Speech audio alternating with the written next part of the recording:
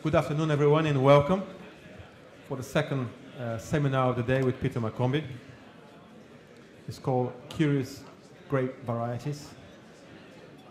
Peter's going to take us through 6 wines, and most importantly, we're just going to discuss of how we promote, how do we sell, how do we maximize profitability in such wines.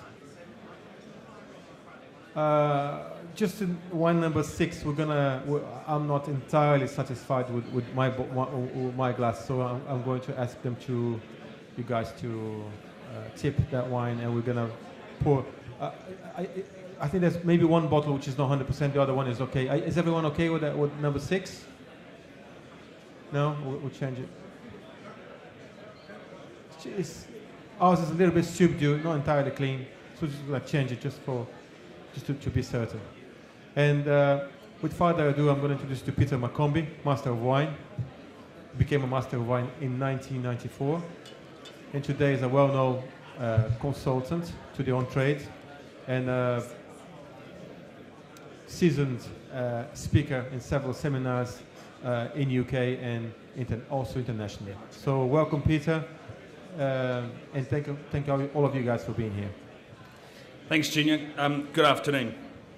I just thought I'd very quickly talk about what I do because it really informs what I do. As Junior said, I passed the Master of Wine in '94. I spent 10 years selling wine, mostly to high-end restaurants in London, and I spent the last 11, 12 years as an independent consultant for restaurants and hotels. I write wine lists, I select suppliers, I train staff. I also write and talk about wine, particularly with a focus on the on-trade.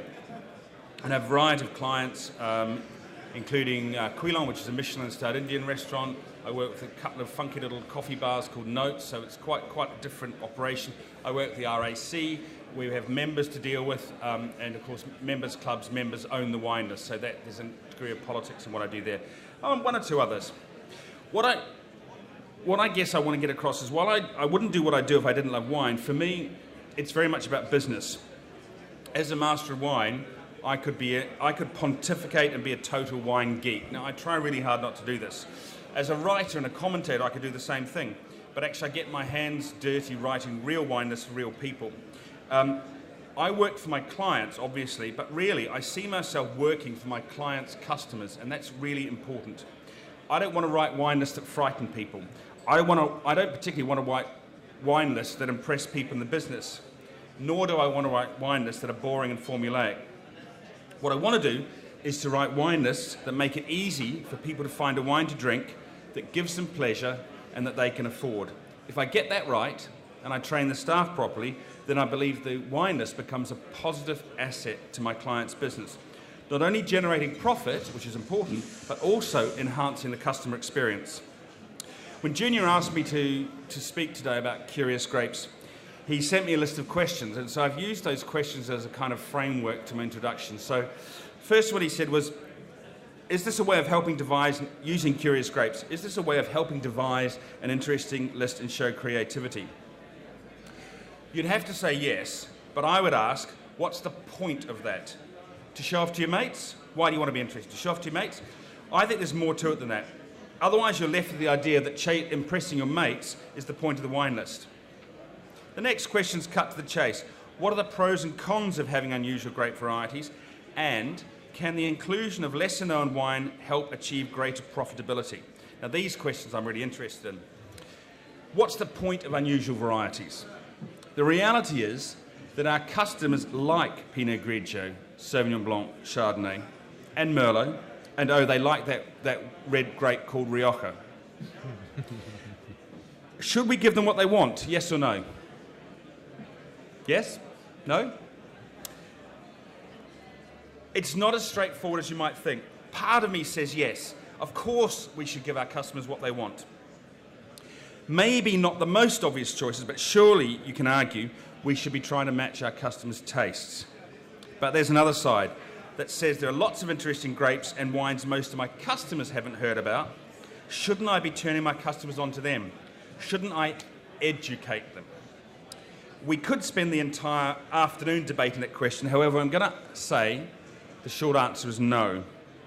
Even though I have sympathy with that question, I think maybe at the end of the session, when we've tasted the wines, you've heard me talk, you can argue with me about it. And I wouldn't say I absolutely hold that view in a hardline way, but I want to say that just to get you thinking.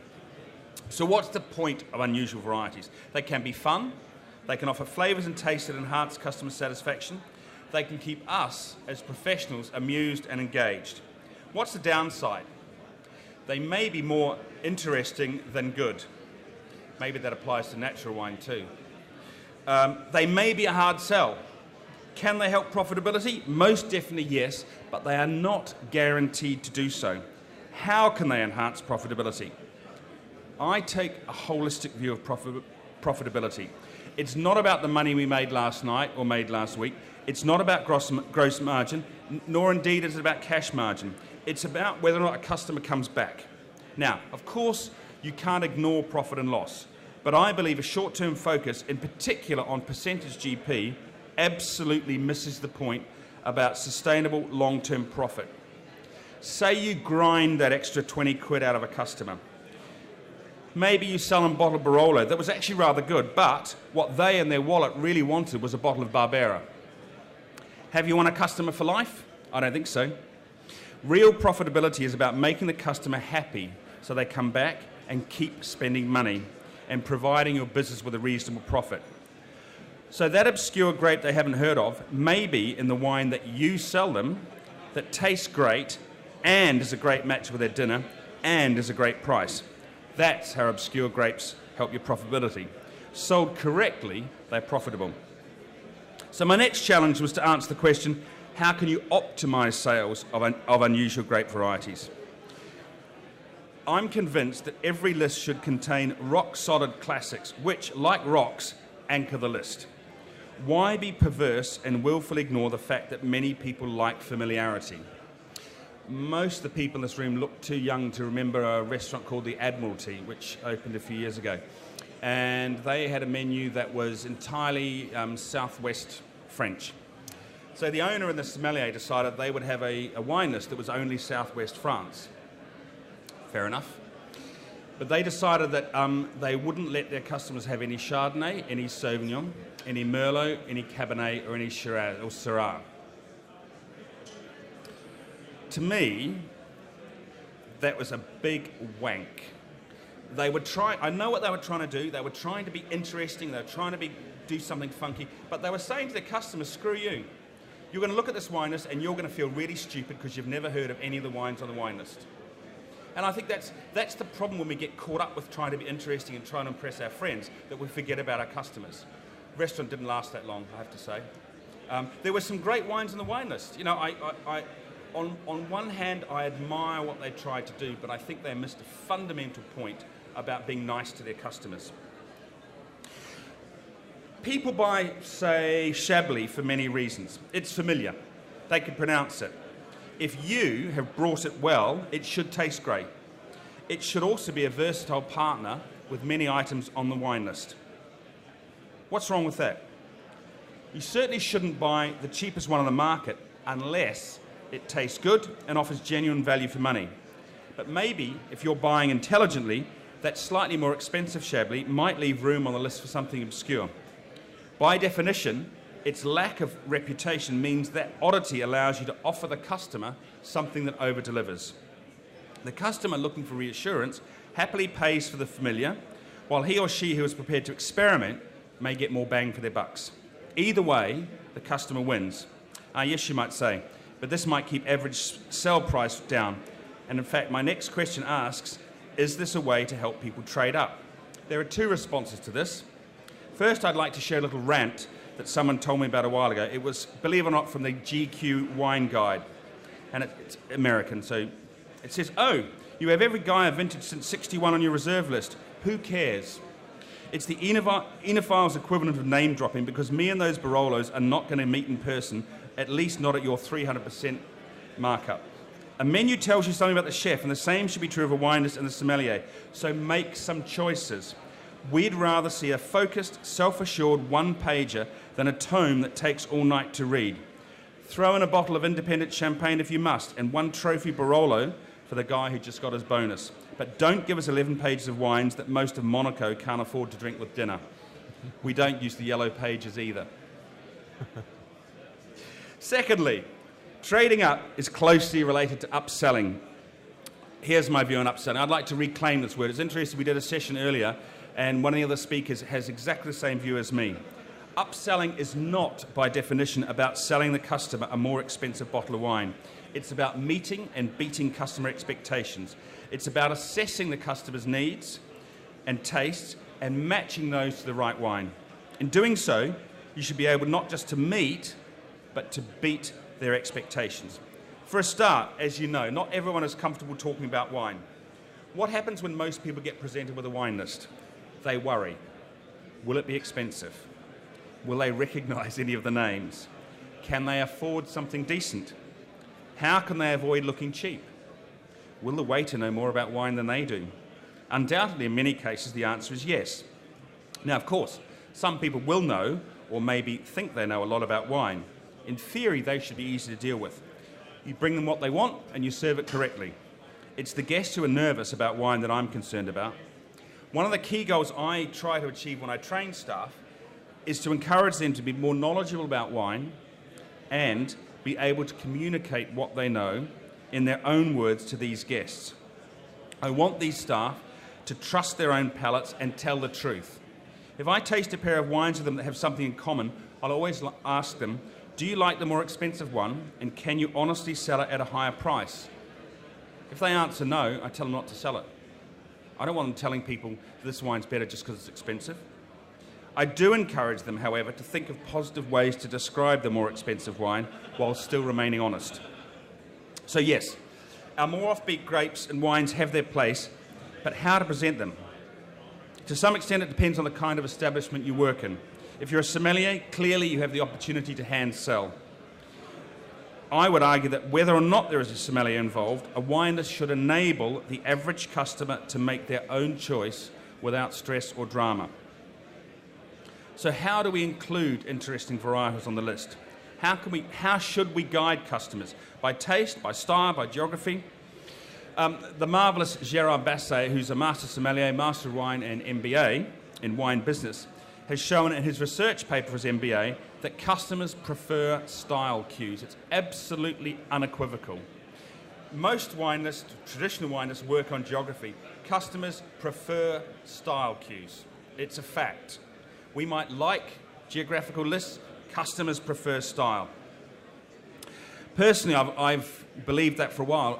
Many years ago, I worked on the Atlantic Bar and Grill wine list, and they had a very good wine list when I took over that had been set up by a sommelier, and it was done in geographical terms, and I merely put it into a spreadsheet and shuffled it and put the wines in style groupings. The sales mix changed completely. The staff said, we've sold wines we've never sold before. The owner hated it, and we changed it back, but there you go. The owner had very strong views about how we should do it. So as a consultant, you do what the owner says, but I think we should have carried on with the style. What specific styles tend to work best? Before we answer that, I'd like to actually taste the wines, and maybe we can discuss that later. And before we taste the wines, a couple of practical questions. How many curious grapes are too many? I'll answer that with a question. How long's a piece of string?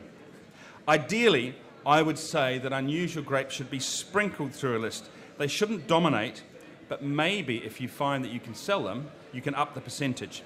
Don't run before you can walk. Don't assume the customers like these wines as much as you do. Take them with you gently. If you develop a relationship with your regulars, then you'll find you can sell these wines easier. I was on a panel once at a trade show with the GM of a very traditional five-star hotel, and he told me that one of his wine merchants said, your sommeliers are really lazy. All they sell is Sancerre and Chablis. He said, would you like to do a lunch service as a sommelier?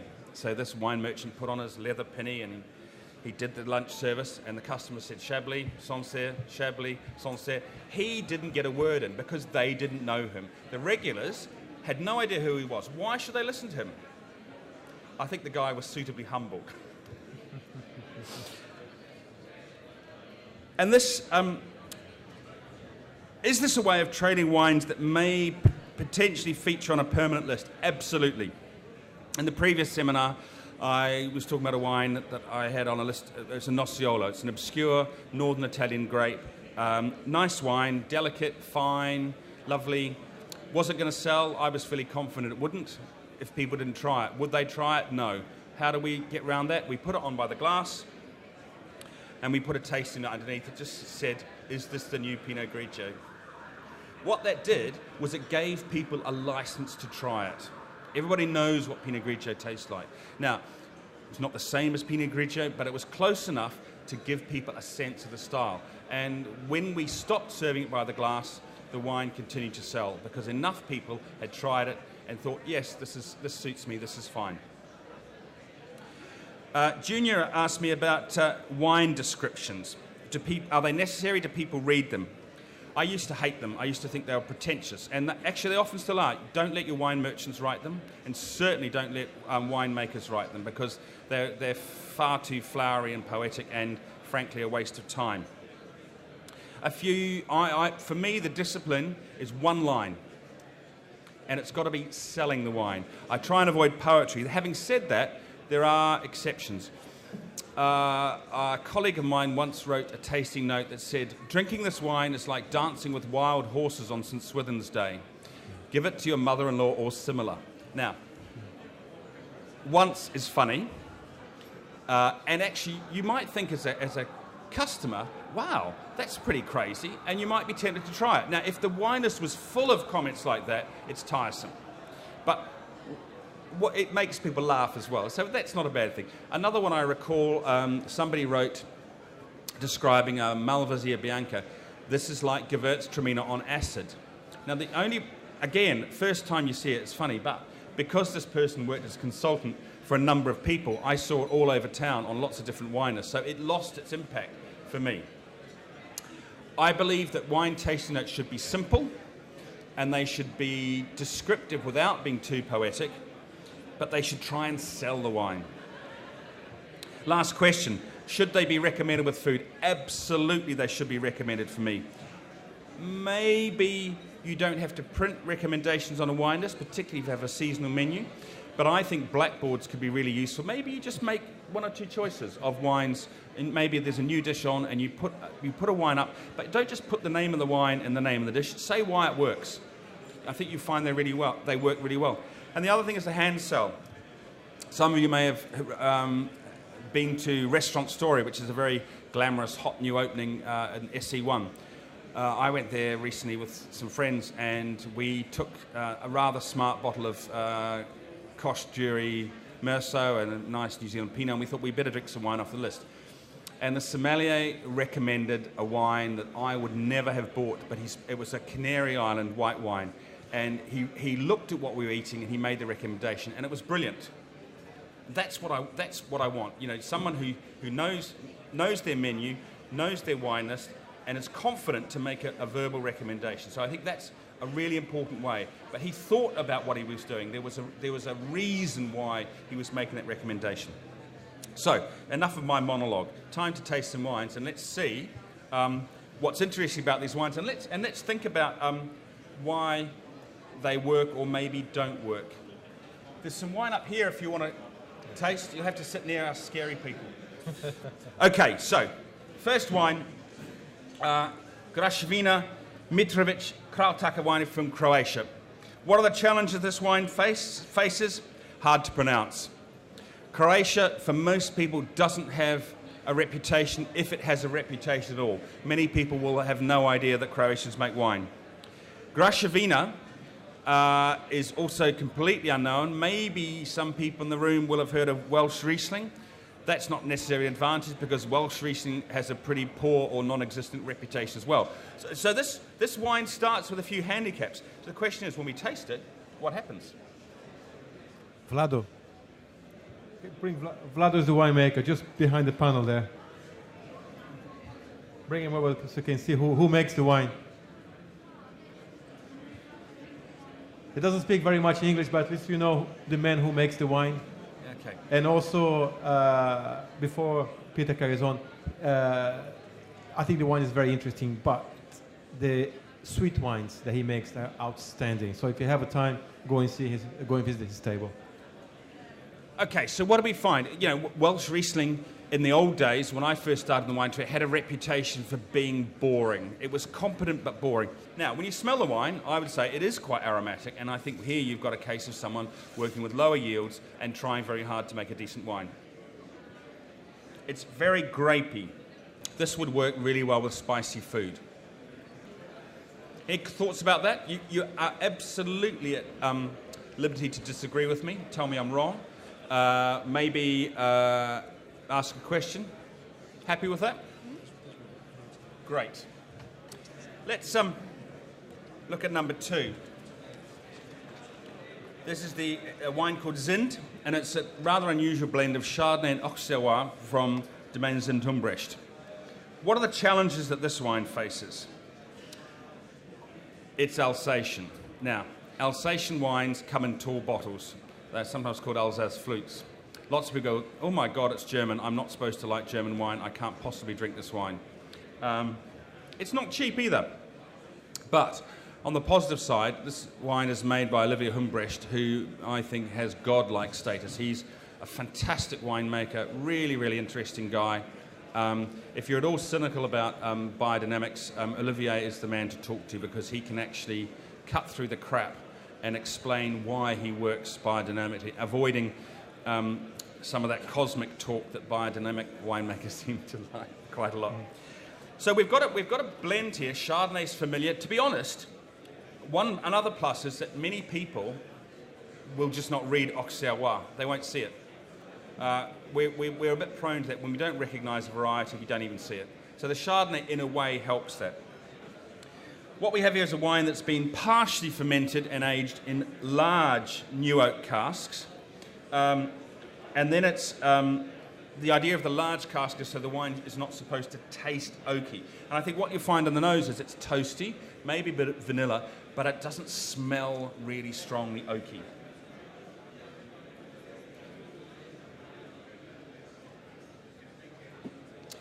I think there's a kind of savoury note. It was a very, very long, slow fermentation. And so I think that long contact with the lees during fermentation has given this wine this lovely savoury note. And you'll find on the palate this lovely texture.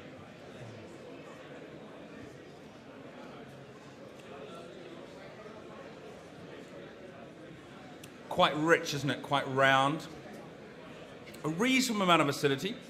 Not super high, but lots of richness, lots of depth. And I'm thinking again, this really is a wine for food. One of the things about spicy food is you're working, I said, when we say spicy food, are we talking about complex spice, or are we talking about chili? And I think often the shorthand is chili. And chili, of course, is an irritant. Chili is it's not a taste really, it's a tactile sensation. It burns. In fact, people who eat a lot of chili actually create endorphins. It's like runners make endorphins to deal with the pain. And I think there is an argument, I have heard this, I'm not sure, it's never happened to me, but there are people who claim that if you eat a lot of chilies and you have enough endorphins, you have something akin to an orgasm. Now, if anyone here would like to share that experience, I'd be really impressed. I've never heard of this, I've never had it, but I've heard that's the case. But chili tends, because of that irritant effect, chili tends to make the structural elements of wine stand out. It tends to make the acid taste more acid. It tends to make the tannins taste more tannic. So chili is not a friend to wine. So what you want is roundness and richness and a softer structure. And I think that's why actually this wine would be incredibly versatile with chili spice.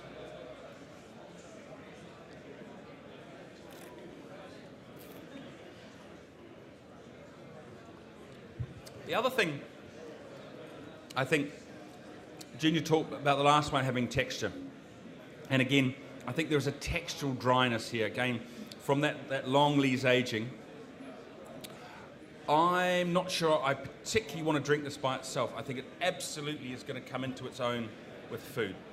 I think some people could happily drink it by itself, but for me, I think this is absolutely a wine made to be drunk with food. But anything? I just want, you mentioned price, because this is not an inexpensive bottle of wine. It's not expensive either, especially if you put in context with what you get from Burgundy. This is 65% Chardonnay, as Peter mentioned. So very, very low yielding, so you get a massive concentration that we've seen. A lovely toastiness, a lovely savoriness, and a lovely, refreshing acidity that you go extremely well with a lot of spicy dishes, as Peter suggested. So that's it. That's my comments. On to our next wine, the Esperal. Winemaker David Baverstock is Australian. He's just over the corner there. Old mucker of mine, great guy. What's the challenge this wine faces? Portugal, people might say, really?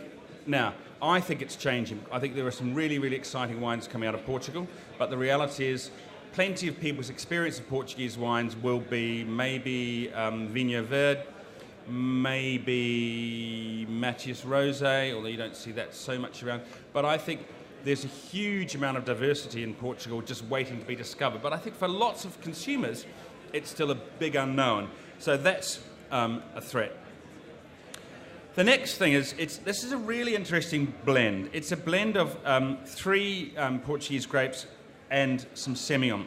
It's got Arinto in it. This is a grape that has naturally high acidity, so it tends to be grown in warmer places because it keeps the acidity, gives you some citrus flavors, particularly lemon and grapefruit. Maybe with a bit of ripeness and a bit of age, it can take on a bit of stone fruit character. Untitled Chapter, another white variety. Again, citrus. Maybe it takes on a bit of honeyed character in blends. It's not considered to be an amazing grape.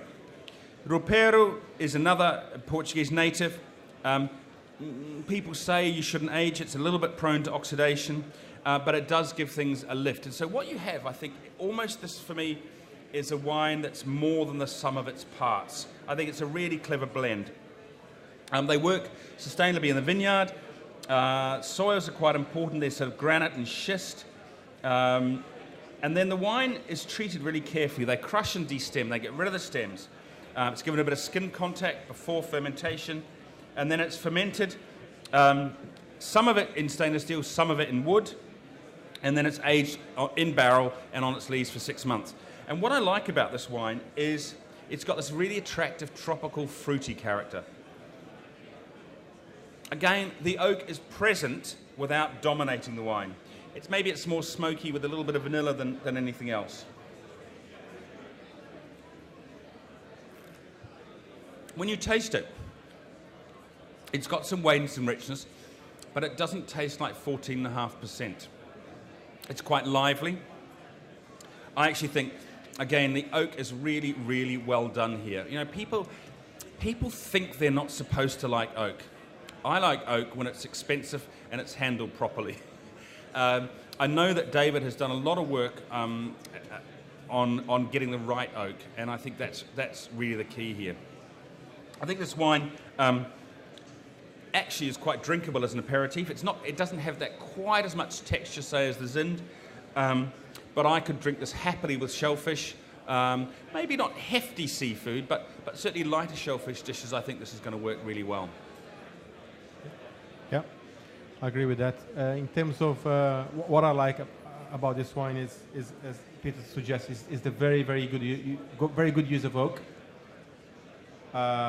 and lovely acidity. Considering this is from Alentejo, which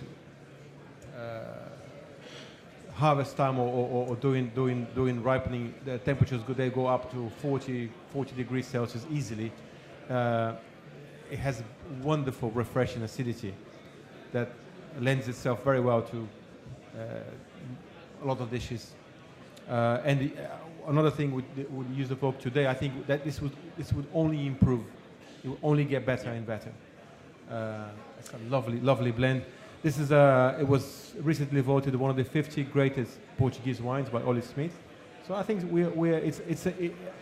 it's not easy to sell Portuguese wines, but people are beginning to understand its qualities, its diversity, and if you're excited about wine, Portugal is the country to go to at the moment. I think it's worth adding. It's a pretty sharp price too. Roughly?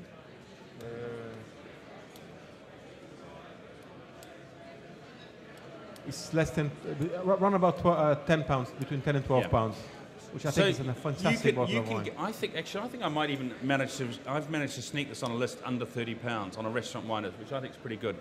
The other thing which I think, it's maybe a topic we don't talk about very much, but actually they make quite a lot of wine here, and I think there's a tendency amongst wine enthusiasts to think that only small producers can make good wine. Tell that to Dom Perignon. They make quite a lot of Dom Perignon, and I would say hats off. If you can make large volumes of wine and make them taste great, then why not? And the fact is, Estoril makes some quite hefty volumes of wine, and I think hats off.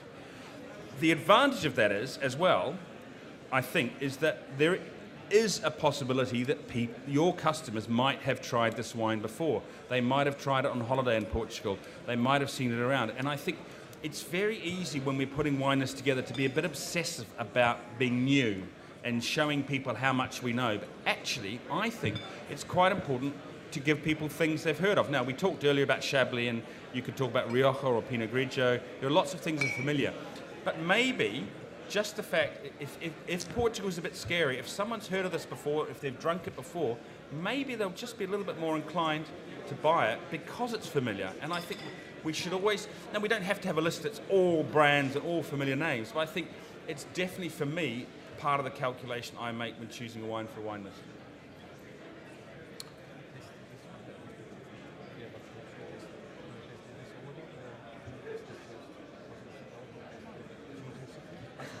Okay. What we might do, just to keep you on your toes, is taste number 6 now. This is an Aglianico. And I have to say, this for me is a really exciting grape. Aglianico is native to southern Italy. It tends to give full-bodied red wines that shows a kind of musky berry flavour, firm tannins and firm acidity. What's exciting about Aglianico, I think, is that it sometimes ripens extremely late, and it retains its freshness and it retains its acidity. People sometimes say that Aglianico is the Nebbiolo of the south, and I think we're going to see more and more really exciting wines coming from the south of Italy. Not particularly dark in colour, but when you smell it, there's a kind of, I think you can smell the Mediterranean there. There's something, you know, dried herbs, maybe balsamic herbs, you know, those sort of woody herbs. Ripe red fruit, not raisined, not overripe, and I think that's really important because this grape belongs in the south of Italy. You know, Cabernet, Chardonnay, they ripen way too early in the south of Italy and frankly make boring wine.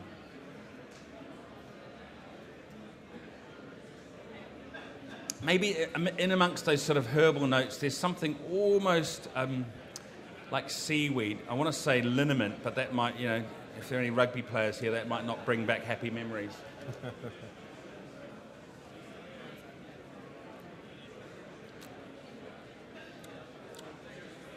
I think this has the advantage, maybe it's 50-50. Maybe people's expectations of southern Italy are cheap and cheerful. Maybe people don't think there's any excitement. The name's not so difficult to pronounce. But I think what's interesting to me is when you taste this, I love that. I love those aromas. It's dry, isn't it? You've got tannin. You don't like it, do you? Oh, you do? So I thought you grimaced. Oh, actually, that smell really is strong, isn't it? Okay, so actually, I reckon this is a really good example of what the south of Italy can do.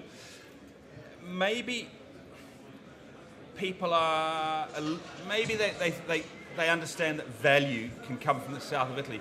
But I want value and I want personality. Now, good Primitivo can give you that. Some of the DOCs like Salice, Salentino and so on. But as a variety, Aglianico is a bit new for most people. And I think this actually delivers some good bang for bucks. Is it a food wine? Absolutely. those tannins are dry, but they're really ripe. They're really smooth. I think they're really high quality tannins. So I could imagine having this with all kinds of food. I think it's actually potentially a really versatile wine. Yeah, I think it's, as Peter suggested earlier, Aglianico it has the firm tannins and high acid. I think the acidity here is well balanced and refreshing. The tannins are lovely and ripe, but even judging by the color, the extraction here was done almost hands off. The wine's Aglianico is made to age for many years. This wine is here now, and it's drinking pretty well, and it's run about less than £10 a bottle. I think it's an amazing value for money. It's got lovely complexity with dark fruits, some floral notes, some dried herbs, and a very versatile bottle of wine, and just good value. I think through the autumn and winter, with game, with slow-cooked stews and daubs and so on, I think this is be a really versatile wine. I think it's that hurdle of getting people over the hurdle of trying this wine, and I would say people would come back and drink this again and again. I think it's really good value.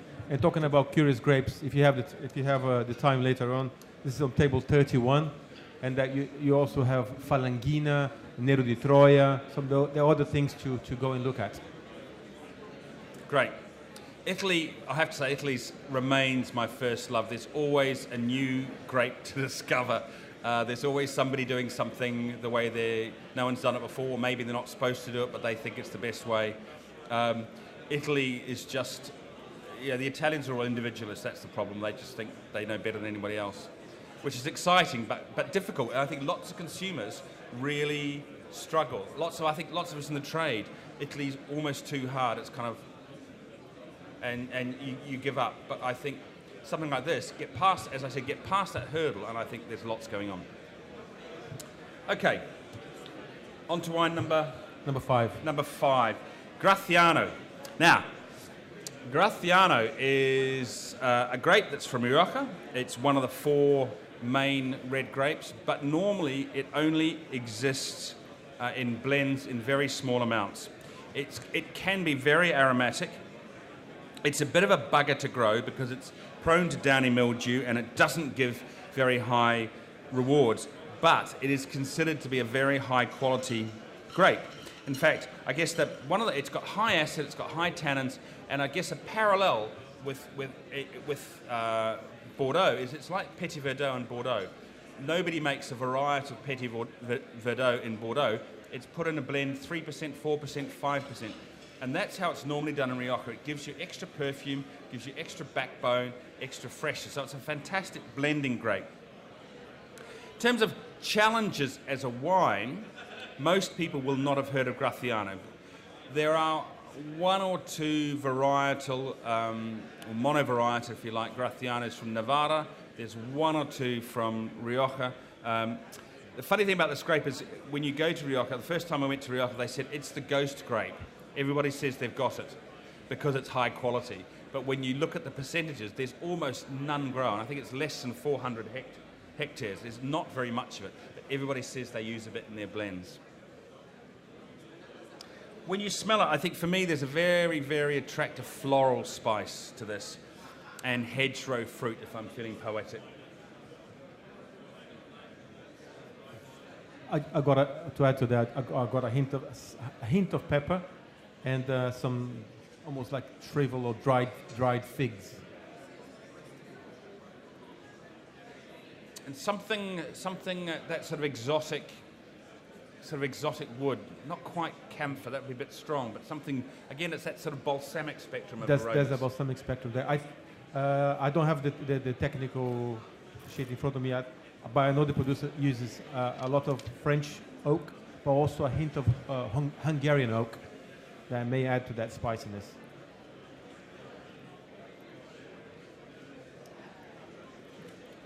The wine was 12 months in new Hungarian oak barrels.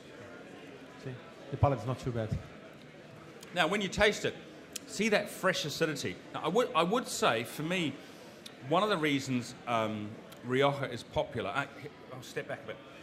When I talk to consumers about wine, there's only one wine that suddenly people will suddenly say, I like Rioja.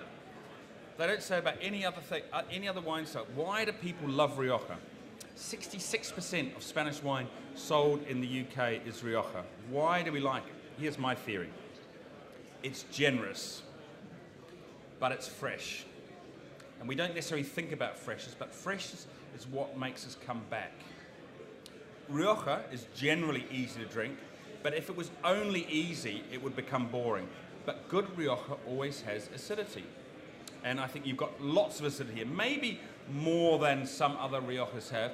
There's a fair amount of tannin, but I think they're well considered tannins. This is a wine that I think is going to cut through richer dishes.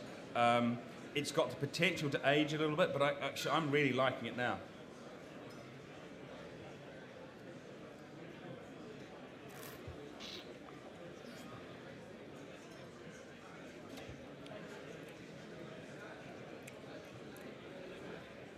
So for me, the positive side of this, the way that I would emphasize this if I was selling it, was its freshness and its food friendliness. I'm thinking duck, for example, or again, talking game, you know, we've got feathered game. Now I think this would be really fantastic with that. Good wine. Okay, on to our last red. Now this one, again, we have a Saint Laurent from Austria. What are our challenges? Despite the fact that it's almost 3 decades, you mention the words Austria and wine together, and a lot of people go, oh, antifreeze. Now, the truth about the antifreeze scandal was, in fact, it wasn't Austrian wine, it was Italian wine, being bought for blending purposes and blended in Austria. And I think the funny thing with Italy is, people go, oh, well, it's the Italians. But because the Austrians are Germanic, they're supposed to be more proper. And the Austrians got a real kicking. The upside of that was that the Austrian wine industry took a long, hard look at itself, and they have very, very strict rules. And I think quality standards have improved really dramatically in Austria since that scandal. So I would suggest that if you like this wine, you put on a list, actually you embrace its Austrianness and actually take on customers and say, actually, if they say antifreeze, you go, yeah, that happened 30 years ago, but it kick-started the Austrians to really get serious about quality and stricter rules. Saint Laurent, and it's spelt in the German way with a K, and people go, oh, what's that? And again, it's kind of like, oh, it's too hard. But it's actually not that hard to pronounce. And I would say the best thing you could say about this, there are people who believe it's related to Pinot Noir, and I think when you smell this wine and taste this wine, you can see maybe a family resemblance.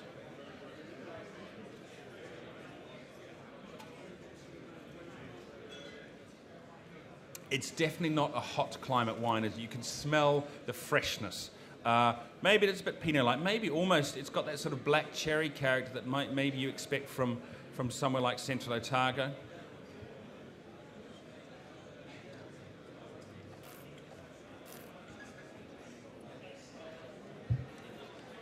And like good Pinot Noir, it's quite soft and giving, but it's got bite. It's more about acid than tannin. It's got, for me, a real sort of juiciness in the mouth. And again, that's a really positive thing in terms of food friendliness. That acidity makes it really fresh, makes you want to have another glass, and is going to cut through the richness of some foods. I think this is a wine that you could sell to people who like Pinot Noir. It's a wine you could sell to people who are interested in exploring, because not everyone wants to explore, but you might find that customers are prepared to engage with you, they're interested in something, they're the kind of people that are worth trying. But having said that, this is not a wine that's going to frighten the horses. It's not scarily difficult, it's not too tannic, there's no rough edges on this wine. So I think actually you could almost give somebody a taste of this without telling them what it is, and I think lots of people would actually enjoy drinking it. Genius.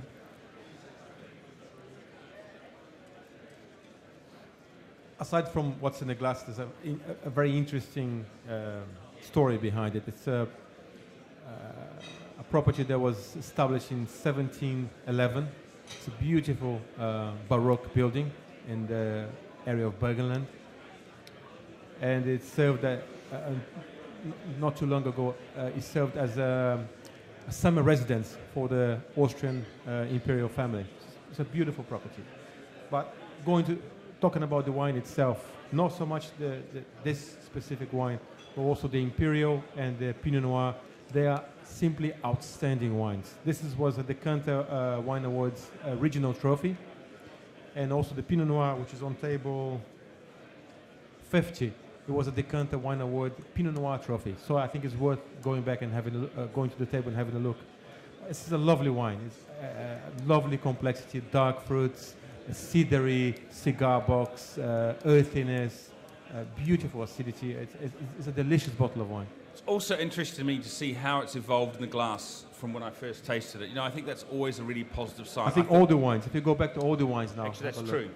But for this, when I first tasted it, I thought it's really appealing, straightforward, it's fresh and delicious, but actually there are layers of complexity coming out now. So again, I think sometimes when we present a wine to people, maybe that whole rigmarole about offering people a taste, maybe people sometimes are underwhelmed when we give them wines. And I think that's worth bearing in mind to say to people, you know, give them a small taste, bigger glasses are better, and encourage people to think about what they're doing.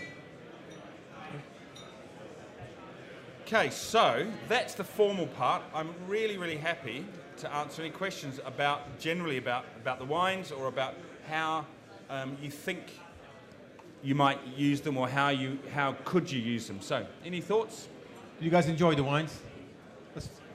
Yeah? I think it's, as Peter said, even on the Saint Laurent, when we tasted, first time was lovely, juicy, quite open, fruit-forward wine. And now, aside from what I just mentioned earlier, it was evolving into certain other things which I suggested. Now I went back and I got some notes of black olives. It's a sense of wine which is changing in the glass, which for me is it's complexity, which means quality. And I think all the wines show diversity, and why not add to the list? Maybe don't go crazy, but maybe sprinkle one or two, depending on the size of the list. I think it's a great thing to do. Just going back to the Graševina, suddenly it occurred to me that that grapiness, maybe for some of us, it might be too grapey. I think as we get more and more interested in wine, maybe upfront fruitiness can sometimes seem like a crime.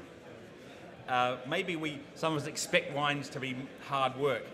And I think there will always be customers who want upfront flavour and upfront aromas. And I think maybe that's a wine, combined with its relatively soft acidity, that actually is a really agreeable wine. And I mean that in a really positive sense, that it's not challenging, it's not demanding, it's an easy drink. And I think we might be surprised how many of our customers actually quite often want an easy glass of wine. And maybe we're trying to sell them something that we like, when actually what they want is something that they like. So I think that could have a really useful role in that context. So, guys, we're going to be here Peter will be here for the next 5 or 10 minutes to answer any questions if you wish after the seminar. Just want to thank you, Peter, for being here, for sharing his knowledge with us, and thanking you, all of you guys, for your time. And I hope you have a good day. There's a lot of wonderful wines to taste behind us, so go and enjoy it, and we'll be here to answer any questions. Thank you very much. Thank you.